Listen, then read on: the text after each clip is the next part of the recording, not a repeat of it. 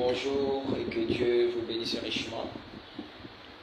Je voudrais parler et dire à quelqu'un sur un point qui a beaucoup inspiré mon cœur, c'est l'élévation qui vient après la séparation.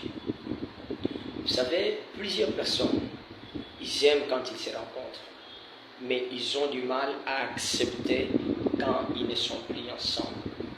Tu dois savoir que tout ce qui t'arrive dans ta vie, Dieu sait comment sera son commencement et comment sera sa fin. Il y a des gens pour qui Dieu ne veut pas ce que tu puisses évoluer avec lui. Il y a des hommes que Dieu n'a pas voulu à ce qu'ils soient à tes côtés. Il y a de ces femmes-là que Dieu n'a pas permis à ce qu'ils soient à tes côtés. Tu sais le pourquoi?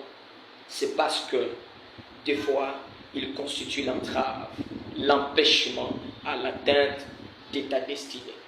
Ils peuvent être à la base de l'étouffement, du blocage de ta vie. Et Dieu va permettre à ce qu'il y ait une incompréhension. Dieu va permettre à ce qu'il y ait un problème.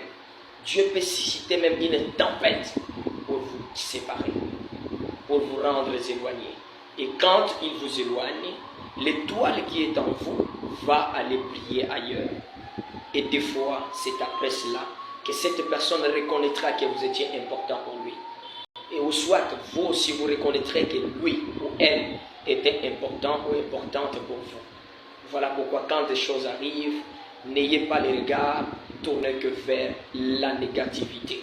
Un chrétien doit apprendre parfois ou par moment à normaliser toute sa vie. Savoir que Lazare n'existe pas devant le Créateur. Savoir que Dieu n'est pas surpris par une situation ou un événement. Mais tout ce qui arrive, Dieu en sait et il est l'auteur.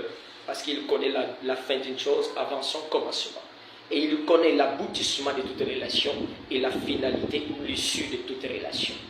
Vous allez prendre cet homme, Joseph, il était avec ses frères.